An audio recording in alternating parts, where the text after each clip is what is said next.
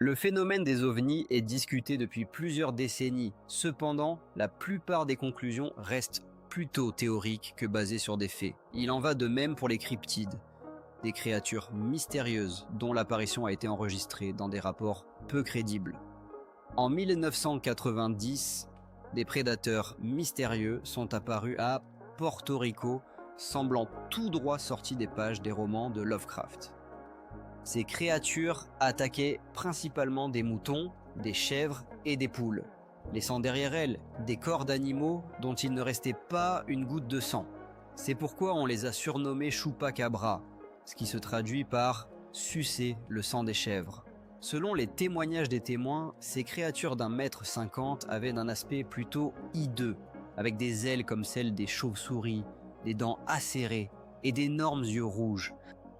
Quelle que soit la nature du phénomène Chupacabra, on en sait très peu. Il convient plutôt de le classer dans le domaine de la cryptozoologie que dans celui de l'ufologie, car il n'existe pas de lien direct entre ces phénomènes et les ovnis. On suppose que la Chupacabra est une créature d'apparence bestiale. Dans la littérature des années passées, on peut trouver des descriptions de telles créatures, par exemple le diable du New Jersey, qui est apparu dans le New Jersey au début du XXe siècle. Sa description physique coïncide pratiquement avec celle de la Chupacabra, et ce nom se traduit par « sucer le sang des poules ». L'histoire de la Chupacabra a commencé à Porto Rico il y a quelques années, bien que, si l'on examine les documents, on puisse trouver des mentions plus anciennes de ce phénomène.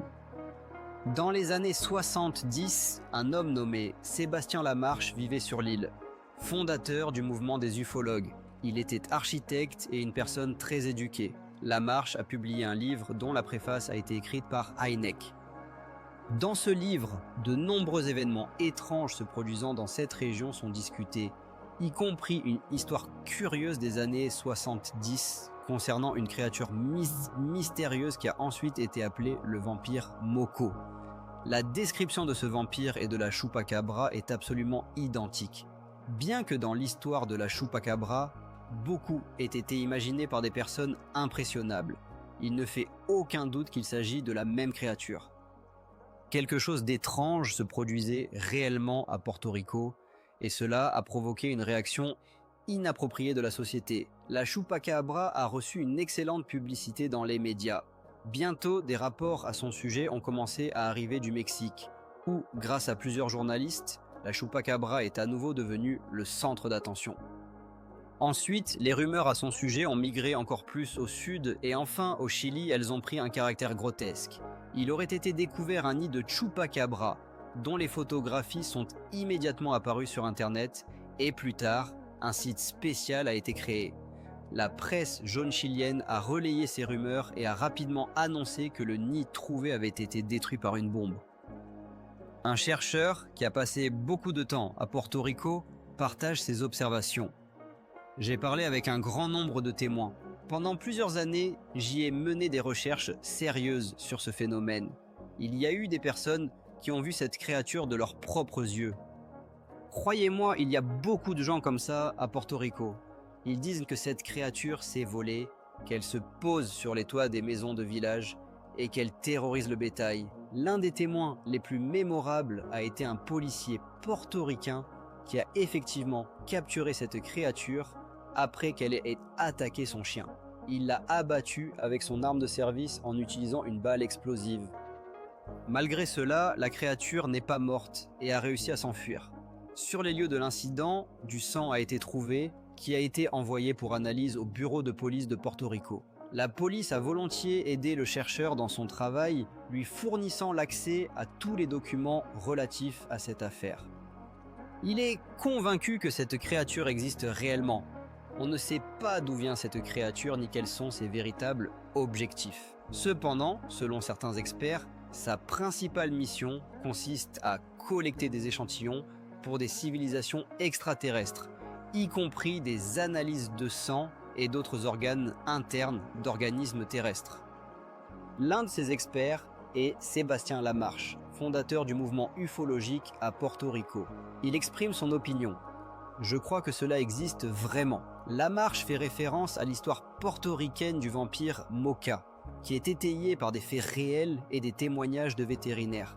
Cependant, à mesure que la soi-disant vague de Chupacabra se propage vers le sud, il n'y a aucune preuve réelle de leur apparition. Aucune preuve, souligne-t-il. Les témoins ont présenté des analyses de poules tuées, mais, comme le note Lamarche, de tels cas peuvent être expliqués par des réalités tout à fait terrestres.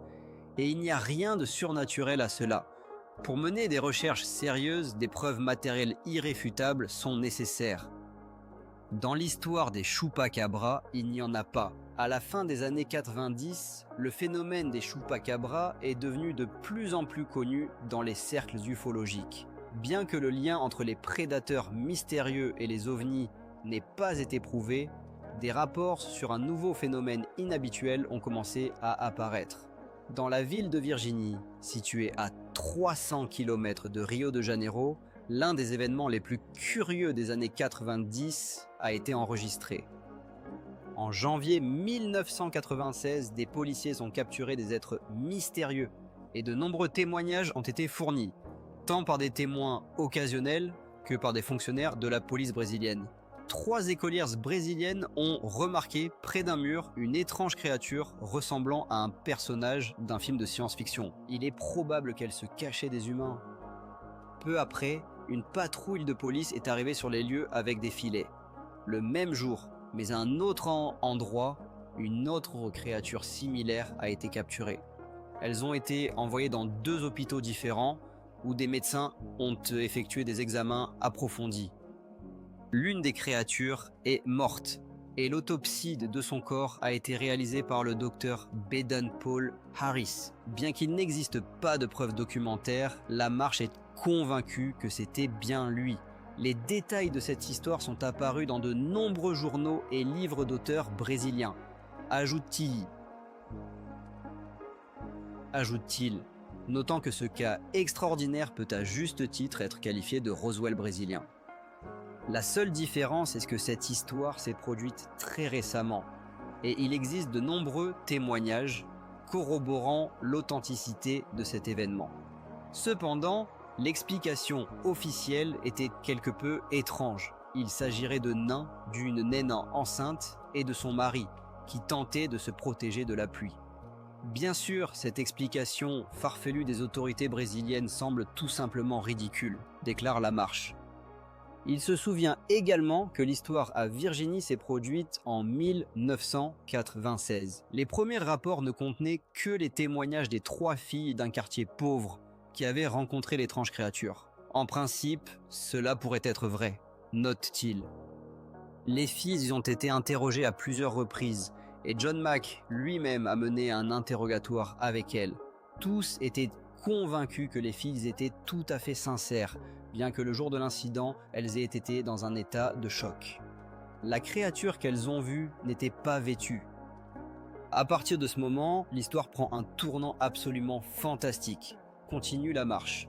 Les filles ont appelé les pompiers, qui sont arrivés immédiatement sur les lieux et ont capturé la créature en utilisant uniquement des filets et des bâtons. C'est probablement l'extraterrestre le plus maladroit qu'on puisse imaginer, ironise-t-il. La créature courait nue dans la ville et il était facile de la capturer avec un simple filet. Rien n'a été trouvé sur elle, c'est pourquoi Lamarche pense que la créature capturée relève plutôt du domaine de la cryptozoologie que de l'ufologie. Pendant ce temps, l'histoire de Rosov et les événements sur la base 50 ont été gonflés par la presse à des proportions incroyables.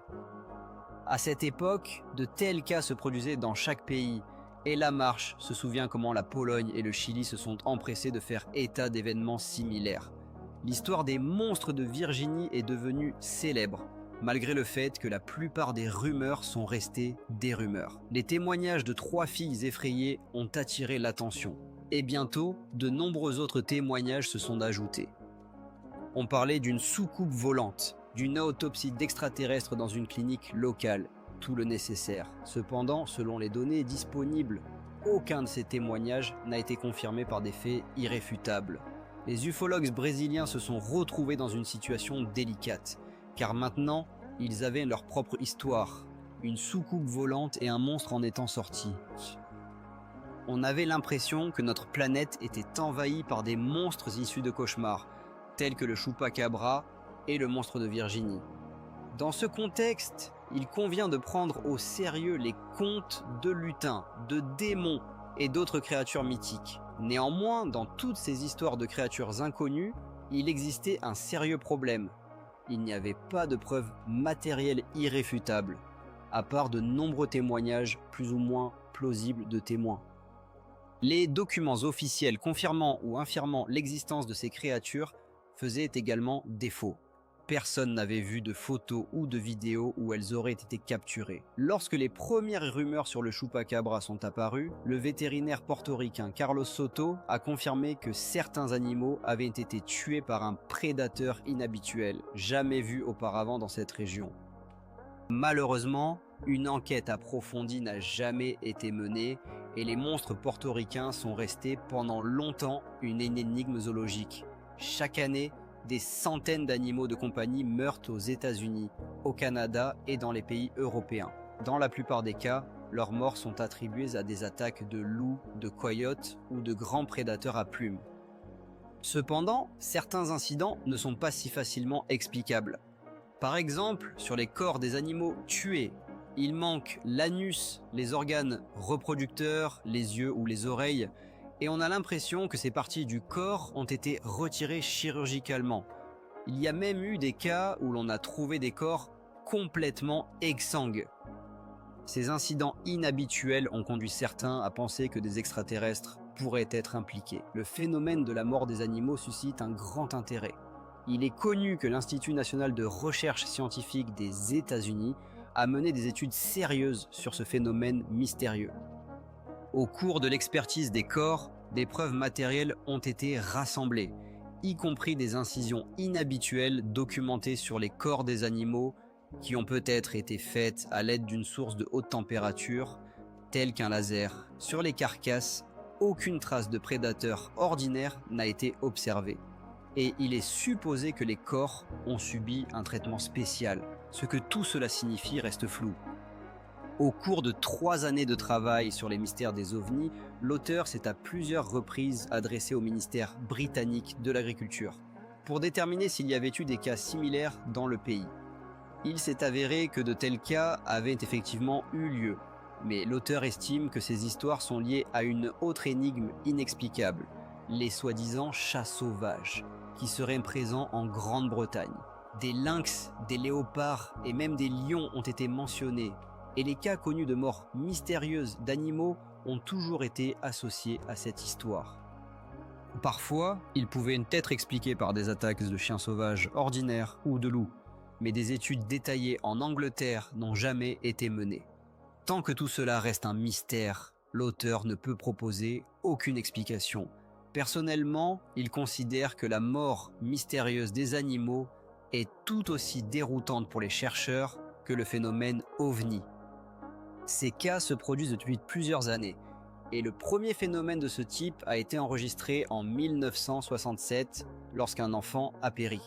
Dans les années 1970, le nombre de rapports n'a cessé d'augmenter, atteignant un pic en 1975, lorsque les autorités locales ont exigé que l'État enquête sur ces cas inhabituels. Dans ce contexte, on se souvient d'une conversation avec un enquêteur de police à la retraite nommé Romal, qui a présenté un rapport affirmant que la mort des animaux était due à des oiseaux de proie. Il existe des faits qui remettent en question les conclusions officielles sur les causes de la mort des animaux. Dans un des cas, la peau a été uniformément retirée de toute la tête de l'animal, ce qui soulève des questions sur qui aurait pu faire cela. Aucun oiseau de proie n'est capable d'un tel travail de précision. La population locale a commencé à s'inquiéter sérieusement en raison du grand nombre de cas de décès d'animaux domestiques. Bien que la plupart de ces incidents se soient produits en Amérique, des cas similaires ont également été enregistrés au Canada et en Europe, en particulier en Europe du Nord, en Scandinavie et en Grande-Bretagne. Ces dernières années, une vague de morts mystérieuses d'animaux a également frappé l'Argentine.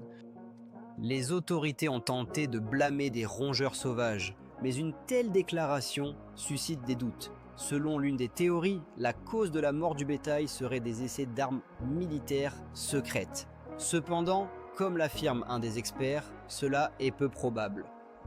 Si les militaires avaient réellement besoin d'animaux de test, ils pourraient mener leurs essais dans des conditions de stricte confidentialité, dans des laboratoires spécialement équipés.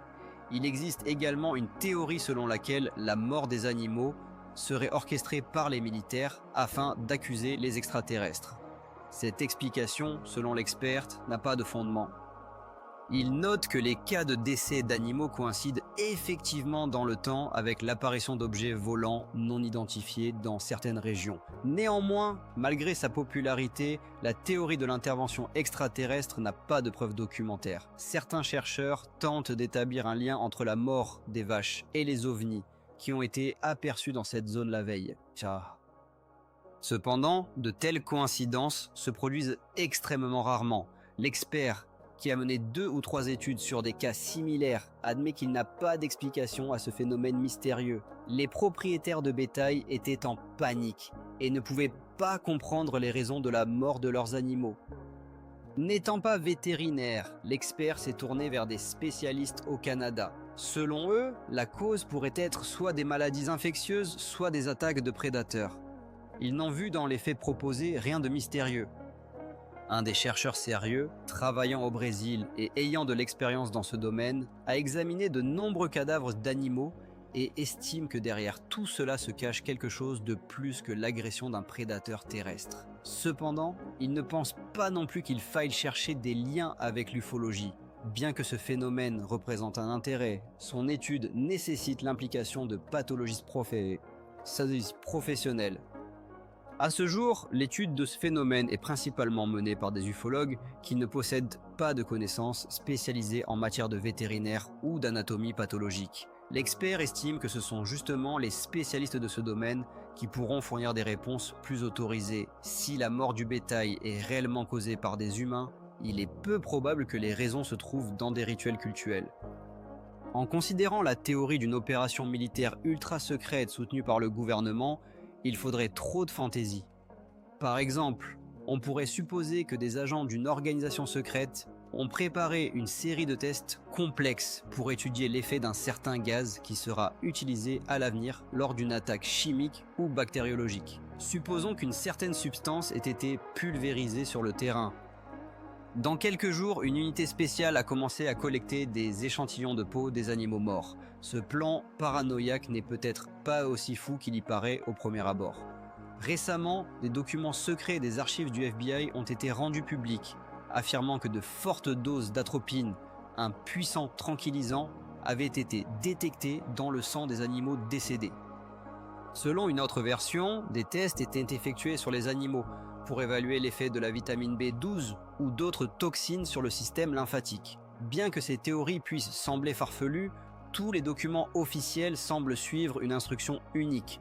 En 1980, des rapports officiels du FBI sont apparus dans la presse, indiquant que les recherches et la mort des animaux avaient été menées à la demande du gouverneur de l'État du Nouveau-Mexique. Dans ce document, il était affirmé que la cause de la mort des animaux était des prédateurs, et il n'y avait aucune mention des substances toxiques trouvées dans certains cadavres. Même en supposant que des agents des services secrets gouvernementaux soient derrière cela, la question se pose. Pourquoi ont-ils utilisé le code des agriculteurs plutôt que celui des animaux de laboratoire ? Cette question et quelques autres restent sans réponse, ce qui crée un terreau fertile pour l'émergence des théories les plus incroyables. Au début des années 80, un autre phénomène a attiré l'attention des ufologues, les cercles dans les champs. Ils étaient décrits comme des cercles de différents diamètres, trouvés tôt le matin dans des champs de céréales. Les plantes étaient fortement aplaties, mais les tiges n'étaient pas cassées. Il y avait des opinions selon lesquelles ces étranges formations étaient le fruit d'une farce insensée. Étrangement, ce phénomène n'était observé que dans les champs du sud de l'Angleterre. Pendant que les scientifiques réfléchissaient à la théorie des mini-tornades qui auraient pu créer ces étranges objets, l'histoire a pris un nouveau tournant. Au lieu de cercles dans les champs, diverses figures géométriques ont commencé à apparaître, devenant de plus en plus complexes avec le temps. Cela ne pouvait plus être attribué à un phénomène naturel. Quoi qu'il en soit, le mystérieux créateur de ces formes possédait une intelligence élevée et des capacités inaccessibles aux simples mortels. En 1991, alors que les chercheurs tentaient de déchiffrer les messages mystérieux, le monde a été secoué par une nouvelle annonce sensationnelle. 2 retraités, Duke Bower et Dave Chorley, affirmaient qu'ils étaient les auteurs de ces cercles dans les champs. Leur première expérience remontait à la fin des années 70, lorsqu'ils utilisaient une simple planche attachée à une corde. Au début, la presse ne s'est pas particulièrement intéressée aux révélations de ces retraités. Cependant, après l'apparition de nouveaux cercles, les journalistes ont compris que c'était une véritable sensation. Mais, comme c'est souvent le cas dans de telles histoires, le monde n'a pas voulu croire la confession des vieillards. Parmi ceux qui croyaient à l'origine extraterrestre des figures dans les champs, une nouvelle rumeur s'est répandue. Prétendument, Duke et Dave avaient reçu une ronde somme pour leur fausse confession. Les cercles dans les champs ont pris une place digne parmi les phénomènes mystérieux du siècle dernier. Ils apparaissaient principalement sur les pentes des montagnes dans le sud de l'Angleterre, où les premiers atterrissages de supposées soucoupes volantes avaient également été observés. Depuis lors, l'histoire des cercles dans les champs s'est répandue dans le monde entier et continue de rester populaire. Il n'y a pas si longtemps, un film intitulé Signe, avec Mel Gibson dans le rôle principal, est sorti. Le phénomène des cercles dans les champs est soigneusement étudié.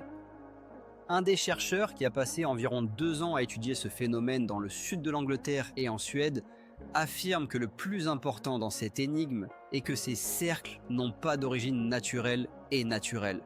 Il existe une opinion selon laquelle les céréales commencent à se pencher vers la Terre d'elles-mêmes, sans aucune intervention mécanique. Cependant, l'équipe de la BBC dirigée par John Mitch a mené une expertise spéciale. Ils ont amené sur les lieux les mêmes retraités farceurs, Duke et Dave, et leur ont proposé de répéter leur exploit devant des spectateurs ébahis. Ceux-ci ont parcouru un chemin 2 fois plus long et ont parfaitement réussi leur tâche. Il ne faut pas spéculer sur la question de qui crée réellement les cercles dans les champs. Les faits parlent d'eux-mêmes. Chaque personne est capable de créer une figure parfaite. Cependant, si les cercles dans les champs ne sont qu'une farce, comment les malfaiteurs parviennent-ils à pénétrer au centre du champ sans laisser de traces dans l'herbe? Ces questions préoccupent les amateurs de tout ce qui est mystérieux. Au début des années 90, un petit groupe d'ufologues français s'est rendu dans le sud de l'Angleterre pour étudier plus en détail les cercles mystérieux. Les chercheurs ont rapidement trouvé une explication à ce phénomène. Gilles Monk, l'un des membres du groupe, ne trouve rien d'étrange dans l'absence de traces près des cercles. La plupart des centres des cercles étaient visibles même en 2003. En général, ils se trouvaient dans les sillons des tracteurs, mais un petit pourcentage se trouvait sur des champs sans aucune trace de matériel de récolte. Comment pouvait-on accéder aux sillons des tracteurs sans laisser de traces? Les ufologues étaient convaincus que les cercles étaient créés par 2 personnes à l'aide d'une corde. Bien sûr, ils ne pouvaient pas commencer leur travail sans atteindre le centre supposé du cercle, mais ils avançaient dans le champ avec beaucoup de précautions.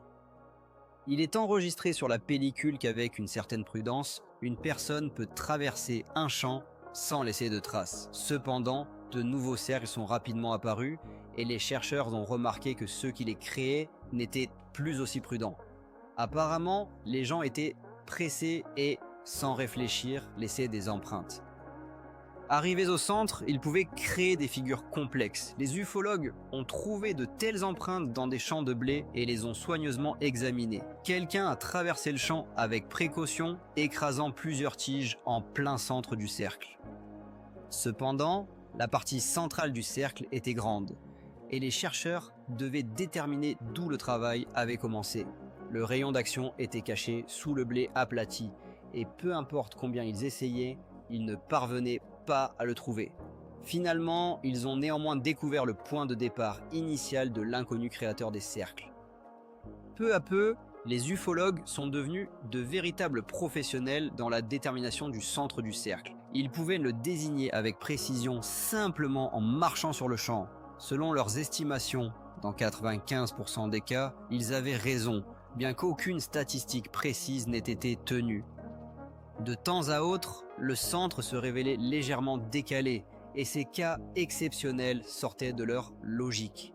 Il y avait des suppositions selon lesquelles ce n'étaient pas les bonnes empreintes, mais le plus souvent, ils trouvaient effectivement ce qu'ils cherchaient. Gill Munch a rencontré ce phénomène pour la première fois au Canada en 1975, longtemps avant l'apparition des premiers cercles dans les champs d'Angleterre, autour desquels tant de bruit s'est élevé. Cependant, ce phénomène ne l'intéressait pas vraiment. Au fil des ans, il a entendu de nombreuses confessions concernant la paternité des mystérieux cercles qui étaient généralement créés pour le divertissement ou pour faire une blague aux voisins.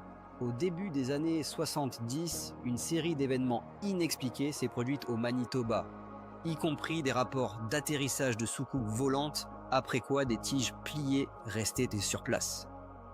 Que savons-nous des cercles aujourd'hui ?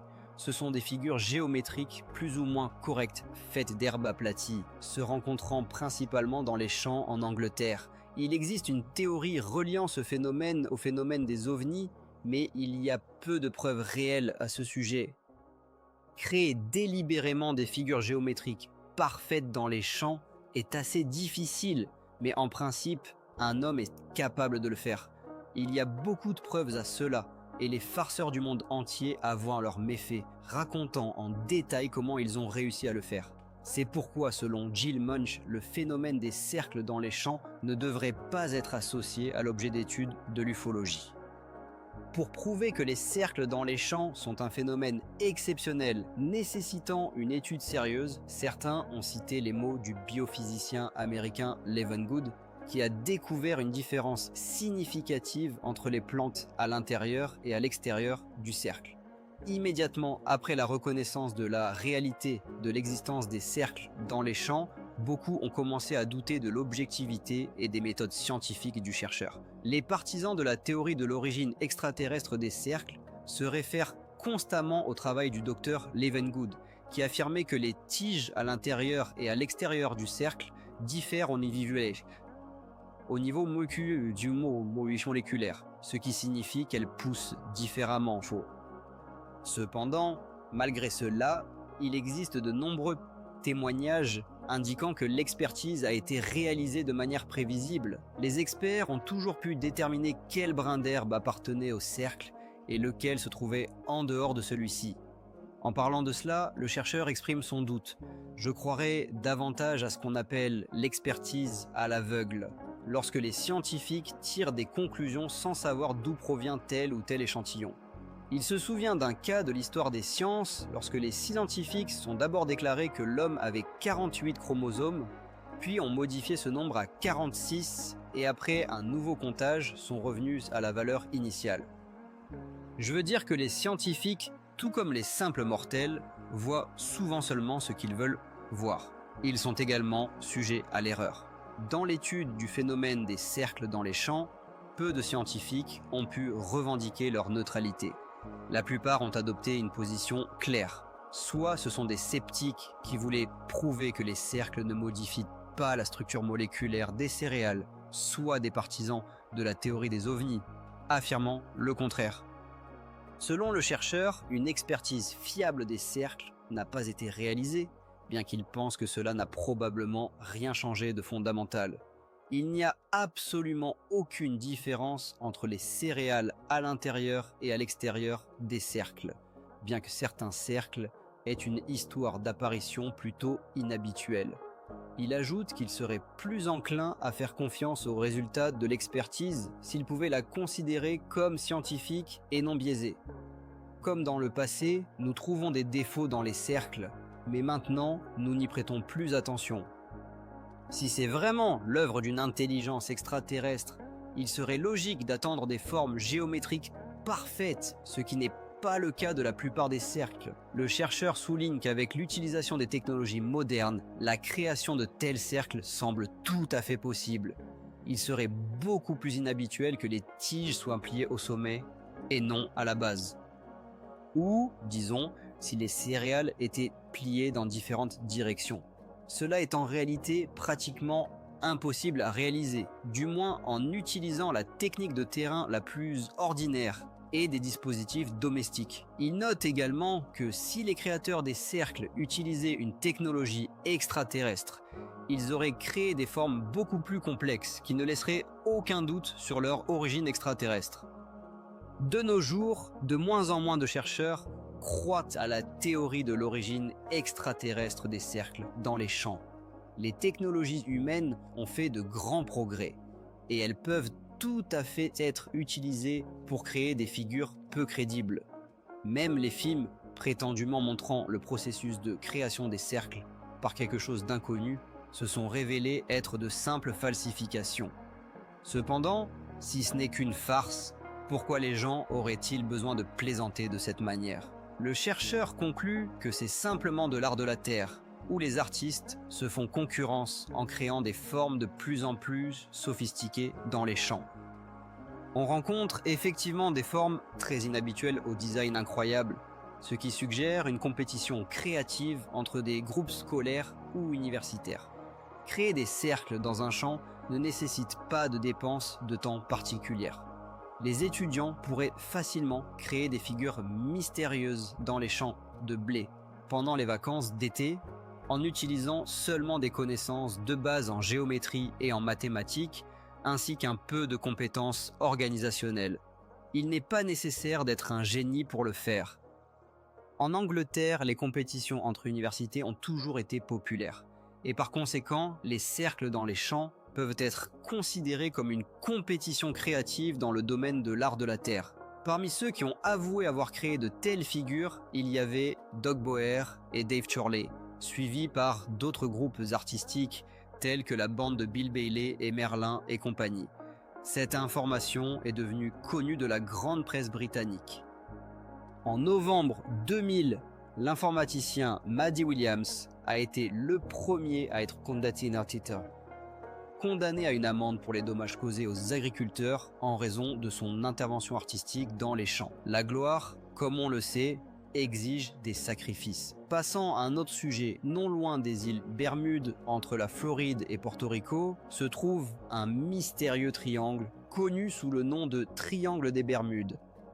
Dans cette région, de nombreux navires et avions ont disparu de manière mystérieuse. Et depuis l'Antiquité, des événements inexplicables s'y sont produits. Les navigateurs de l'époque de Christophe Colomb affirmaient avoir vu dans le ciel, au-dessus du triangle, des lumières étranges, et sous l'eau, ils observaient des objets sous-marins non identifiés. La disparition la plus bruyante dans le triangle des Bermudes a eu lieu le 5e décembre 1945, lorsque une escadrille de bombardiers a quitté la base aérienne de Fort Lauderdale. L'escadrille se dirigeait vers l'est dans le but de bombarder un vieux navire amarré au large des côtes de la Floride, puis de revenir à la base. C'était des exercices ordinaires. À 3h40 de l'après-midi, le lieutenant Charles Taylor, commandant de l'escadrille, a informé la base d'un incident inhabituel. Ses instruments étaient en panne et il ne comprenait pas où ils se trouvaient. Taylor a ajouté que, selon ses estimations, il volait au-dessus de la Floride. Les contrôleurs aériens ont tenté en vain de ramener les avions au sol, mais rapidement, le contact radio avec l'escadrille a été perdu. Les opérations de recherche ont commencé à 7h30 du soir. Les militaires ont conclu que les avions disparus s'étaient écrasés dans l'océan en raison d'un manque de carburant. Cependant, les ennuis ne se sont pas arrêtés là. Un avion de recherche a également disparu non loin de Fort Lauderdale. Au final, 27 personnes et 6 avions ont disparu dans l'air dans le mystérieux triangle des Bermudes. Le commandement de la marine américaine a conclu que les pilotes avaient commis une erreur fatale, mais aucun débris n'a été retrouvé. Que s'est-il donc passé avec cette énorme quantité de fer et des dizaines de personnes ? Les amateurs de mystère pensent que cet incident est le résultat d'une activité extraterrestre dans la région du triangle des Bermudes, souvent associée au phénomène des ovnis. Le triangle légendaire représente une zone maritime, où de nombreux navires et avions ont disparu. Naturellement, cet endroit attire l'attention des chercheurs, parmi lesquels se trouve même l'un de mes proches. De nombreux livres ont été écrits sur le triangle des Bermudes, tant par des sceptiques que par des partisans de la théorie des ovnis. Néanmoins, les statistiques des disparitions dans le triangle des Bermudes peuvent être quelque peu exagérées. Il existe des avions et des navires qui traversent régulièrement cette zone sans aucun problème, sous la conduite de professionnels. Il y a également des témoignages de contrôleurs aériens gérant le trafic sur les voies aériennes et maritimes. Il ne faut pas oublier que le triangle des Bermudes est souvent utilisé pour le trafic de drogue, et après la capture d'un navire transportant une telle cargaison, il est inévitablement coulé. Il n'y a rien de surnaturel là-dedans. Lors d'une analyse objective, le nombre de navires et d'avions disparus dans le triangle des Bermudes peut sembler ordinaire, ne dépassant pas les moyennes de n'importe quelle autre région. Pourtant, des rumeurs étranges circulent sur le triangle des Bermudes et des histoires incroyables s'y sont produites. En analysant ces cas, on peut conclure que certains d'entre eux s'expliquent par l'action des gaz méthaniques qui réduisent considérablement la résistance de l'eau. En conséquence, tout objet, en particulier un énorme navire, peut sombrer instantanément. Bien que cette théorie nécessite une confirmation, elle semble plausible. L'histoire la plus célèbre du triangle des Bermudes, selon beaucoup, est le principal mystère de l'histoire de l'humanité. Il s'agit de la disparition sans trace de la 19e escadrille. Les restes d'autres avions et navires ont souvent été retrouvés au fond de la mer. Cependant, cette escadrille apparemment s'est simplement évaporée dans l'air. Le contact avec les avions n'a pas été perdu immédiatement. Au début, ils se sont simplement égarés et les pilotes étaient en contact constant avec les contrôleurs aériens, décrivant que la mer et le ciel ne semblaient pas comme d'habitude. Il est probable que leurs coordonnées étaient incorrectes. Ils ont changé de direction plusieurs fois et finalement ont disparu sans laisser de traces. D'un côté, on pourrait dire que c'étaient de jeunes pilotes inexpérimentés, mais ils étaient dirigés par un véritable professionnel. Le shunt devait ramener l'escadrille à la base sans perte. Peut-être se sont-ils perdus les uns les autres, puis ils ont manqué de carburant, et tous les avions sont tombés dans la mer. Cependant, ce jour-là, un groupe des pilotes les plus expérimentés a été envoyé à la recherche de l'escadrille disparue, et l'avion de recherche a également disparu, ne laissant aucune trace. Cela ne peut déjà plus être considéré comme une coïncidence. Cette histoire nécessite une autre interprétation. Une des explications possibles est la présence dans la zone étudiée d'un champ électromagnétique d'une force colossale qui a perturbé tous les indicateurs de l'équipement et a en fait détruit les réserves de carburant des avions. De plus, cet avion qui était parti à la recherche de l'escadrille disparue était connu pour son manque de fiabilité. Cette théorie implique l'apparition dans le triangle de quelque chose de très étrange, capable de créer un champ électromagnétique d'une telle puissance. Bien que le triangle des Bermudes ne semble pas être un mystère si grand, il est difficile de croire ce que la presse en dit. Mais quelque chose s'est bien passé là-bas, et cela a conduit à la formation d'une radiation électromagnétique. Peut-être s'agit-il d'un énorme météorite au fond de la mer, peut-être autre chose. Et son effet ne se manifeste pas constamment, mais de temps en temps. Certains pensent que les avions se sont déplacés dans une autre dimension ou se sont coincés dans le temps. Une des versions est l'intervention d'OVNI, et il existe également une idée curieuse d'un certain portail temporel. Bien sûr, il y a une probabilité de force tourbillon sous-marin, et cette zone de l'océan est effectivement très agitée. Les ufologues pensent que des pilotes et des marins ont été enlevés par des extraterrestres, ce qui concerne également les avions et les navires. Cela s'est raconté dans le film Kiskia, Rencontre du troisième type, où une escadrille apparaît dans le désert au tout début, puis les pilotes y retournent à la fin. Ce film immortalise le mythe, bien qu'il n'y ait pas de lien évident entre le phénomène OVNI et le triangle des Bermudes. Le seul fil conducteur est que des ovnis sont effectivement apparus dans cette région, mais ils ont également été observés à d'autres endroits. Néanmoins, le triangle des Bermudes occupe une place tout à fait particulière parmi d'autres phénomènes inexpliqués. Le nombre de disparitions ici est époustouflant, et toutes les disparitions survenues dans cette zone sont devenues connues sous le nom de phénomène fortien. Fort comprenez que notre monde est bien plus mystérieux que nous ne l'imaginons.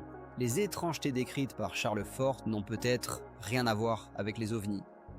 Cependant, elles continuent d'intriguer les esprits des gens, car l'univers est illimité non seulement dans le temps et l'espace.